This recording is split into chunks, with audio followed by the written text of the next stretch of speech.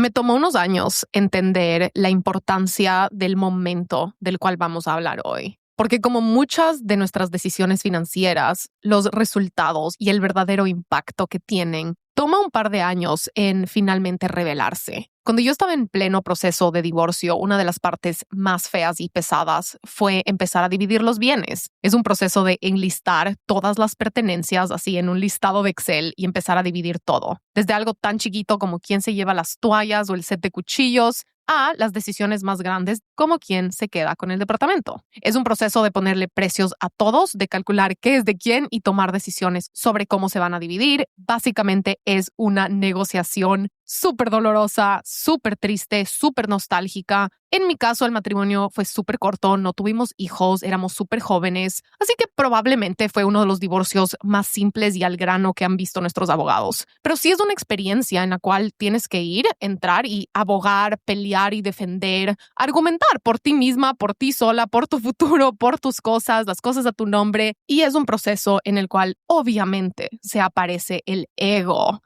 bien grande, el ego bien presente y el ego queriendo tomar las riendas del asunto. Para mí, el ego se me presentó mucho en esa experiencia desde un lugar de yo no quiero lástima de nadie, no quiero simpatía de nadie, no quiero que nadie me tenga pena y me rehúso a vivir esta experiencia como una desgracia. Si bien eso fue un gran regalo, darle mi propia intención, darle mi propia definición y tener bien claro cómo yo quería contar la historia de esa experiencia, tuvo sus regalos gigantes. Pero el ego siempre viene a tratar de ganar. En un proceso de negociación como este, especialmente en el contexto de un divorcio, se empieza obviamente a presentar el ego para tratar de demostrar y probar quién es más fuerte, quién va a ganar, quién tuvo que ceder, quién fue victorioso y quién fue derrotado. La parte más visual de esa negociación, en mi caso, era el departamento que habíamos comprado cuando nos casamos, porque íbamos a vivir en ese departamento por al menos 10 años. Cuando estábamos en este proceso, yo recién acababa de empezar a hacer buen dinero significativo. Por primera vez tenía dinero real en la cuenta. La autonomía financiera fue el ingrediente que me permitió, obviamente, salir de ese matrimonio que no funcionaba. Pero alguien tenía que quedarse con el departamento, hacerse cargo de esa hipoteca y la persona que se iba a quedar con el departamento, hacerse cargo de la hipoteca, le tenía que pagar al otro la parte que le pertenecía al otro. Entre un montón de estas conversaciones, yo me senté a hacer mis números y resulta que sí tenía suficiente dinero para comprarle a mi ex su parte, hacerme cargo del préstamo, hacerme cargo de la hipoteca y quedarme con el departamento. Sí lo podía hacer financieramente, pero para hacer eso significaba que yo iba a utilizar probablemente el 90% del patrimonio que yo tenía en ese momento y lo iba a utilizar para, entre comillas, quedarme con el departamento, pero también para ganar esa pelea.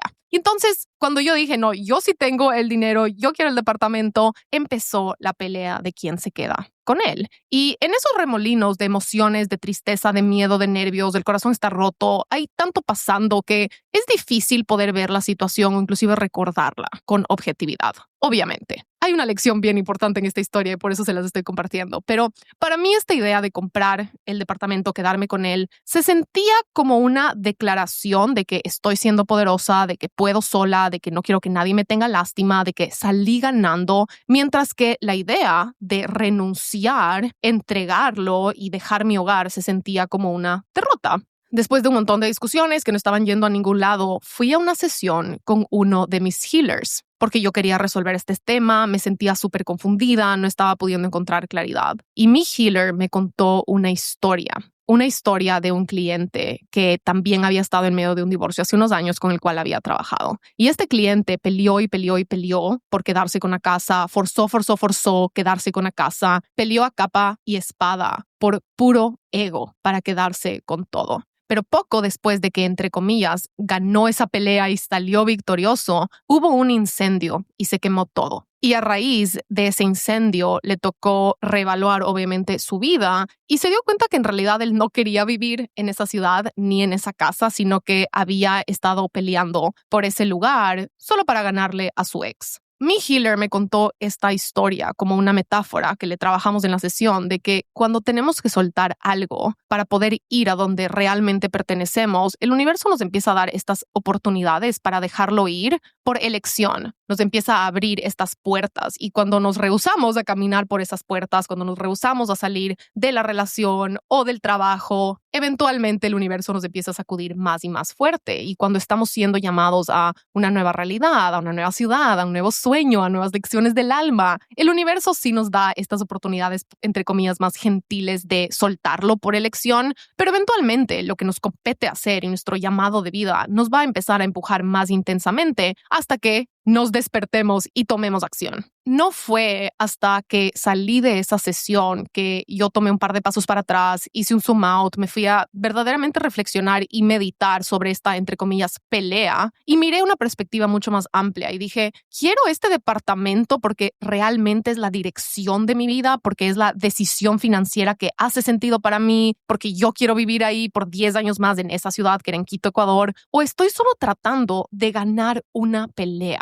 La realidad es que yo acababa de aplicar a la lotería del Green Card. Estaba viajando un montón, quería viajar un montón, mi prioridad era crecer mi empresa y además yo quería y sabía que me quería mudar a otro país. Esa noche me fui a dormir y soñé, fue demasiado loco, soñé que caminaba por todo este departamento, como topando cada pared con la mano súper románticamente y caminando por última vez alrededor de él porque yo no estaba ahí. Y era muy clara la energía de este sueño, de que yo estaba caminando despidiéndome de este hogar. Y cuando acababa de recorrer el departamento por última vez, en este sueño me paraba en el balcón y salía volando y me despedía de él para siempre. La siguiente mañana me levanté con una paz tan grande en el corazón. Le escribí a mi ex, le dije, quédate con el departamento, él me pagó la parte que me correspondía y con eso se cerró el tema. Pero aquí es donde la cosa se pone loca. Una vez que ya tomé esa decisión, puse una gran parte de ese dinero en una cuenta de inversión. Hice mi primera inversión significativa y el resto del dinero fue para crear mi primer real fondo de libertad, que en realidad es otra manera de decir un fondo de ahorros que te da la flexibilidad de tomar decisiones. 7 meses más tarde, después de esto, me notificaron que me había ganado la lotería del Green Card. 1 año y medio más tarde, después de esto, yo ya estaba volando con mis 2, 3 maletitas, mudándome a Nueva York, con una residencia para vivir por el resto de mi vida en Estados Unidos. Y 2 años más tarde, después de ese momento, conocí al amor de mi vida en Nueva York. Y lo que me permitió tomar esa decisión de agarrar mis maletas, vender lo que tenía, regalar la mayoría de las cosas, salir a pérdida con las cosas que sí tenía, los muebles, por ejemplo, porque me fui rapidísimo a Nueva York, lo que me permitió hacer eso fue la planificación financiera que había construido en ese tiempo. Tomar el riesgo de dejar de todo, mudarme a Nueva York, solo fue posible por el respaldo financiero que se consolidó gracias a que yo no me quedé con ese departamento y con esa hipoteca.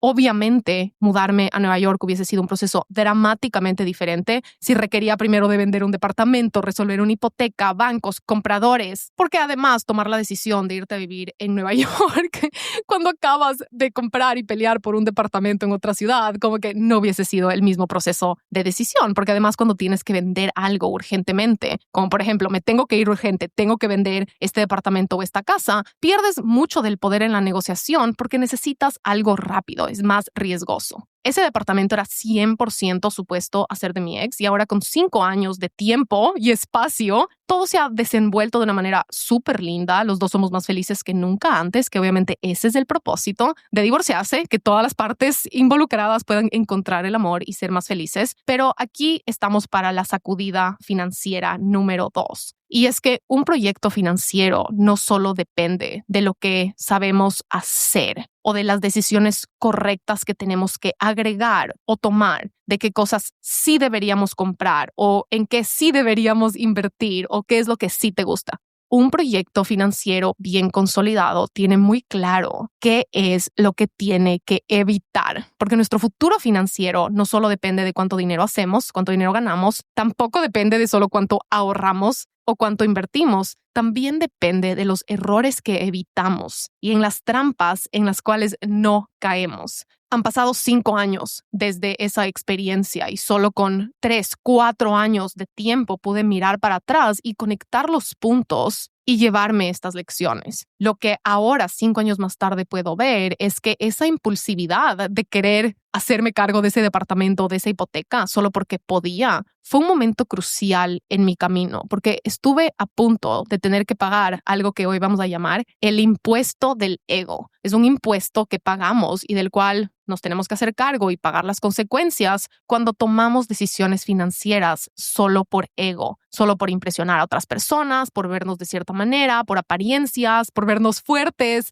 o tan simple como sentir que ganamos. No hacerme cargo de ese departamento, no pelear por comprarlo, cambió el transcurso de mi vida y fue el principio, el primer efecto dominó que desenlazó decisiones financieras a largo plazo súper importantes. Fue el principio de mi portafolio de inversiones bien hecho, bien pensado, bien consolidado, aunque en ese momento no se sintió, entre comillas, tan bien o como que hacía tanto sentido. Hay una frase de Charlie Munger que nuestro cerebro financiero se la tiene que memorizar. Y él siempre decía entre chiste y chiste, solo quiero saber dónde me voy a morir para nunca pisar ese lugar. Y de lo que él estaba hablando es sobre esta capacidad de no solo empujar para llegar a nuestro destino o hacer listados de lo que tenemos que hacer o agregar. Él decía que uno de los principios más importantes para haber tenido el éxito que tuvo, que es haber creado un fondo de inversión con Warren Buffett, valorado en más de $900 billones por décadas y décadas y décadas, es saber pensar en reversa. ¿Qué quiere decir eso? Que tenemos que saber lo que hay que evitar, lo que tenemos que eliminar y tener bien claro lo que no tenemos que hacer para incrementar las probabilidades de que nuestros esfuerzos funcionen y den frutos. Así que hoy, en la sacudida financiera número 2, no vamos a hablar de lo que tienes que hacer. Vamos a hablar primero de las trampas peligrosas que tenemos que evitar. Si todavía no descargas el manual de implementación de estos 7 días, consíguela entrando a Isa García, mi Instagram, y me mandas un mensaje por interno solo con el número 198. Un DM con el número 198 y lo vas a desbloquear en 30 segundos y además la automatización te va a preguntar si quieres también desbloquear el cupón de descuento de códigos de abundancia de $77 que tienes que desbloquear antes de que abramos inscripciones. Lo fascinante de aprender a pensar en reversa es que nos obliga a aceptar una verdad incómoda pero refrescante. Y es que nuestro proyecto financiero no solo se fortalece por lo que hacemos bien, sino también por las trampas que evitamos. Porque las trampas financieras se tienen que conocer, se tienen que aprender a identificar para entonces estar alertas, estar atentos y poder dar pasos con más seguridad y más claridad.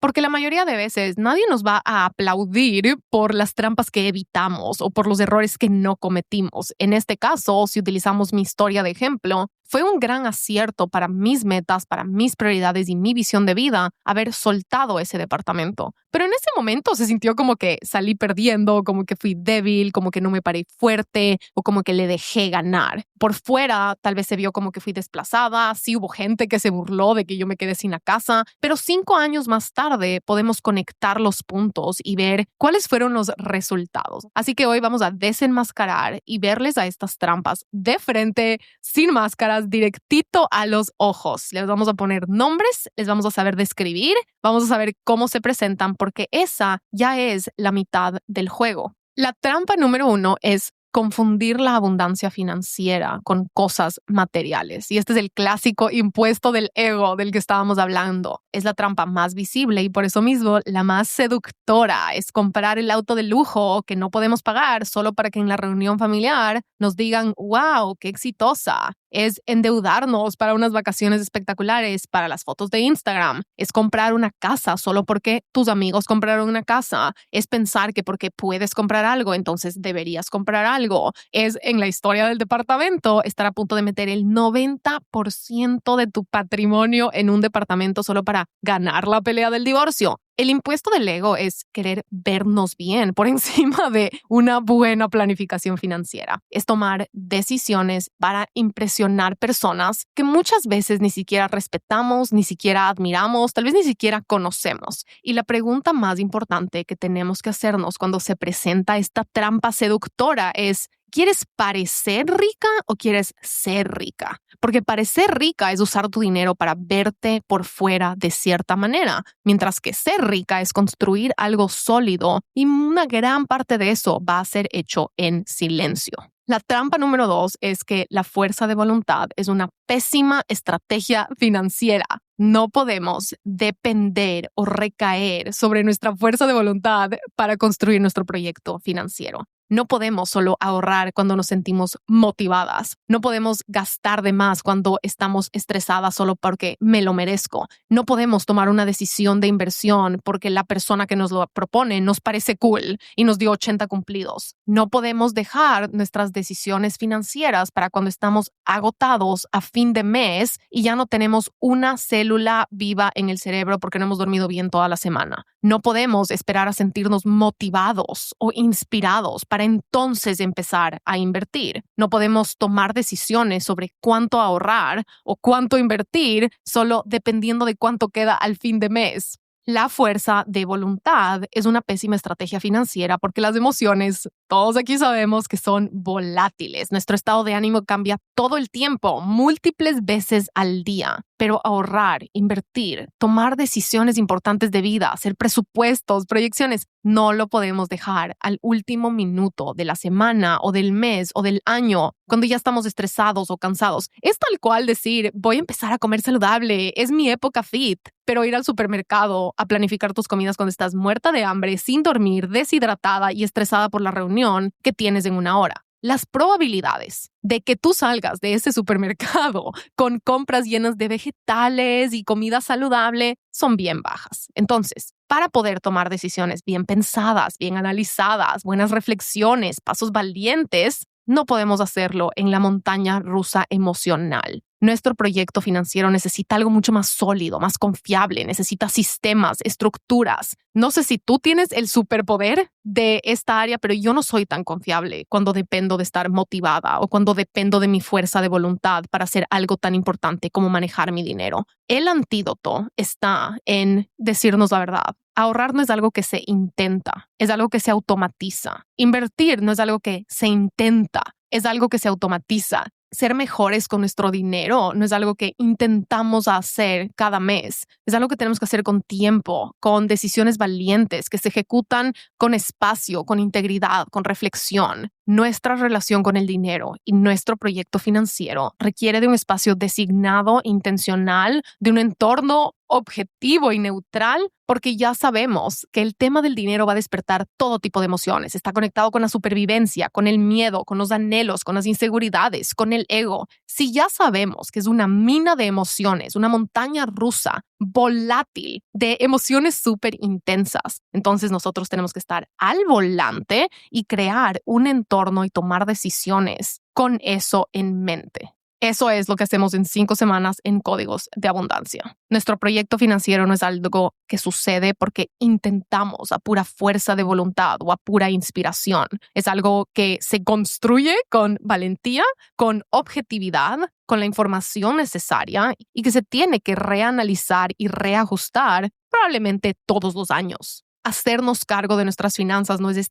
un evento, una conversación, una cita en la cual todo se resuelve. Es un proceso, es una relación activa que está constantemente abierta y que tenemos que estar nutriendo y teniendo la capacidad de enfrentar, de estar al volante de ella, de tener las herramientas que no dependan de esta montaña rusa emocional. La trampa número 3 es no entender nuestra historia personal. Ya hay estudios científicos que demuestran que nuestras decisiones financieras están influenciadas por nuestra historia personal. ¿Qué es tu historia personal? Es lo que viste creciendo con respecto al dinero, los eventos políticos y económicos que sucedieron en tu infancia cuando estabas creciendo, es lo que tus figuras de autoridad te enseñaron a raíz de lo que ellos vivieron y de cómo ellos crecieron. Para poder tomar una alta calidad de decisiones financieras, tenemos que entender los patrones inconscientes, las lealtades ocultas, silenciosas y las leyendas familiares que han definido lo que creemos con respecto al dinero, con respecto a las inversiones, con respecto a los ahorros, no para quedarnos ahí, sino para saber qué es lo que vamos a hacer mejor y saber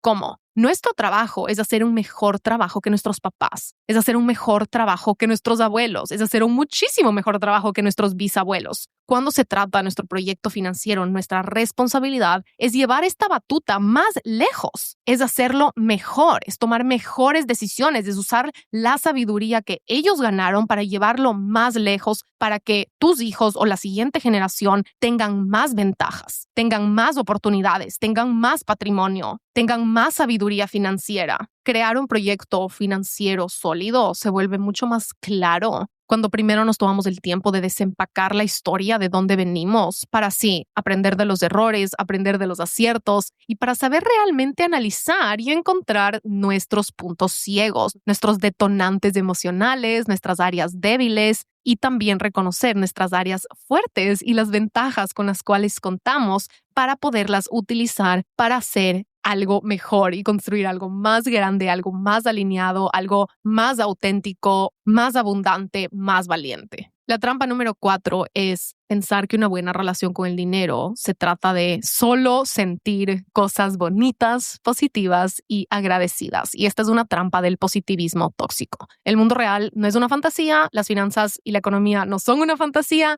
En realidad, un proyecto financiero sólido sabe analizar el riesgo, se prepara para el peor escenario y entiende los ciclos económicos. En realidad, si somos brutalmente honestos, y para eso estamos aquí, nuestros proyectos financieros a veces necesitan de rebeldía para cuestionar, para salir de esa inercia, para no dejarnos llevar por la vagancia, para tomar acción cuando las personas a nuestro alrededor no quieren enfrentar la realidad, rebeldía para romper con patrones tóxicos, rebeldía para despertarnos, para tomar las riendas del asunto. En otros momentos, tal vez ese despertar y esa urgencia tal vez vendrá de la insatisfacción profunda o de un vacío existencial que te deja saber que no estás viviendo a la altura de tu potencial. La insatisfacción es capaz de prender a veces un gran fuego, de decir esto no me basta, no quiero que esta sea mi vida, quiero hacer algo al respecto. La frustración para mí ha sido una de las herramientas más poderosas, especialmente en los negocios, porque todos mis productos más exitosos no han nacido de mis pasiones, han nacido de mis frustraciones. Mis journals nacieron de experimentar una depresión clínica, Códigos de Abundancia nació de experiencias súper dolorosas con el machismo y de crecer en un mundo donde las mujeres no tenían ningún poder económico. El dolor de ver a mis papás perder su dinero me hizo aprender a invertir, me hizo meterme de cabeza a tomar las riendas de mi relación con el dinero. Y entonces el positivismo tóxico en las finanzas puede ser peligrosísimo porque es una manera de tapar, de pretender, de escondernos, de escaparnos y de lavarnos las manos de lo que realmente necesita y compete ser resuelto, enfrentado, aceptado, resuelto para entonces poder seguir adelante. No todo en nuestra relación con el dinero va a ser alineado y fluido. A veces lo más amoroso que podemos hacer es hacer algo difícil, es ser valientes, es aprender algo nuevo. A veces lo más alineado y espiritual es levantar el teléfono y negociar o hacer un trámite o una reunión de 3 horas con tu contador. La autoestima financiera viene de hacer cosas valientes y eso significa que hacemos las cosas así nos tiemblen los pies y queramos salir corriendo en otra dirección porque es incómodo. Y por último, la trampa número 5 es: las sociedades son de vida o muerte. No es por ser dramática, pero sí creo que tenemos que ser bien conscientes de este punto. Las sociedades en las que entramos a lo largo de nuestras vidas es una de las decisiones más importantes de nuestros proyectos financieros. ¿Con quién te casas? Esa es una sociedad. ¿Con quién empiezas una empresa? Es una sociedad. ¿Con quién vas a hacer un negocio? ¿Con quién vas a hacer una inversión? Es entrar en una sociedad. Es firmar un pacto que puede cambiar el rumbo de nuestra vida entera, de nuestro patrimonio y de nuestra salud financiera, para mejor o para peor. Idealmente, si entramos en una sociedad, es para que nuestra vida mejore exponencialmente, pero para eso tenemos que entender el peso de esa decisión. Una amiga me dijo una frase cuando yo me estaba divorciando que ella aprendió de ver a sus papás atravesar un divorcio. Y la frase es: no sabes con quién te casaste hasta que te divorcias de esa persona. Porque obviamente todo es lindo cuando todo está bien, cuando recién empieza el tema, cuando solo estás hablando del negocio y de la visión, cuando estás hablando de crecer la empresa. Pero en la vida real, el terreno no es lineal, el terreno no es perfecto. Antes de entrar en una sociedad, tienes que saber analizar, tienes que saber perfilar los patrones financieros de esas otras personas. Eso lo hacemos adentro de Códigos de Abundancia. Primero lo haces contigo para después aprender cómo hacerlo con otras personas. Antes de entrar en una sociedad, hay que analizar el peor escenario, hay que estar conscientes de los riesgos que estamos tomando y no todas nuestras relaciones están hechas para hacer todo. Nuestros amigos tal vez no están hechos para ser nuestros socios empresariales. Nuestro novio de la adolescencia tal vez no está hecho para ser nuestro socio de vida. La persona que te parece cool puede tal vez solo ser una persona cool socialmente. No tienes que hacer negocios con esa persona. Solo porque conocemos a alguien socialmente no significa que conocemos a esa persona financieramente o empresarialmente. Las sociedades bien hechas pueden ser extraordinarias, exponenciales y literalmente un superpoder, pero para saberlas detectar, hay que hablar este idioma invisible, hay que saber ver más allá. Hay que saber adelantarnos a un par de años y poder decir, ok, estos son los posibles riesgos y cómo me estoy preparando para eso. Para tomar estas decisiones de sociedades se requiere discernimiento, objetividad, cabeza fría y tiempo. Hay que protegernos mucho de la impulsividad, de dejarnos llevar por estas emociones románticas o deliciosas o dejarnos llevar solo por el amor que le tenemos a una persona sin pensar objetivamente de lo que también estamos negociando. Y ok, ya hablamos de las 5 trampas que vamos a hablar hoy. Ahora vamos a volver a la historia del principio por un segundo. A esa Isa de hace 5 años que estaba soltando ese departamento. En ese momento se sintió como que yo estaba haciendo un sacrificio, como una pérdida o hasta como una derrota, pero en realidad no comprar ese departamento me compró un boleto a Nueva York. Me dio el fondo de libertad y el respaldo financiero para cumplir muchos de mis sueños más grandes de vida y entender bien estas trampas. Se trata de eso, se trata de darle alas a tu versión futura. Cada vez que evitamos este tipo de trampas, sembramos una semilla para que una versión futura coseche flores hermosas. Todo de lo que estamos hablando en estos 7 días y de lo que vamos a estar haciendo en Códigos de Abundancia por 5 semanas, se trata y está direccionado a que tu versión de aquí a 5 años salga ganando. Probablemente nadie te va a aplaudir por afuera cuando evitas estas trampas. Así que aquí yo sí te voy a aplaudir. Aquí y en este espacio sí vamos a celebrar los pasos valientes que das con miedo, los patrones que entendiste a profundidad para poderlos cambiar, las sociedades de las cuales saliste, las relaciones que terminaste, los ahorros que automatizaste, las inversiones que hiciste, las cosas que no compraste, las veces que renunciaste a validar tu ego por elegir la lealtad a tu futuro. Esto es lo que significa declarar que nuestro futuro vale más que nuestros miedos del presente o nuestras inseguridades del presente. Y en el manual de implementación de hoy te puse unos ejercicios de escritura para que trabajes en esto en tu journaling de mañana. Y obviamente con los que van a estar en Códigos, esto es lo que vamos a estar haciendo en un entorno dedicado a la lealtad a nuestro futuro. Si no has conseguido el manual, solo me mandas un mensaje por DM, por interno, en mi Instagram, Isa García, con el número 198 y se te va a desbloquear. Hoy hablamos de qué no hacer. Mañana empezamos a hablar de cómo sí hacerlo. Y vamos a agrandar la visión. Mañana vamos a ilusionarnos por el futuro, a encender el motor de esa riqueza. Mañana en el día 3 vamos a topar mi tema favorito, mi pregunta favorita y la gasolina de nuestro proyecto financiero. Y no lo vamos a hacer aburrido. No vamos a hablar de deja de comprar café para que puedas ahorrar. Lo que vamos a hacer es primero encender la fábrica, soñar más grande y hablar de generar dinero. Nos vemos mañana para la sacudida financiera número 3.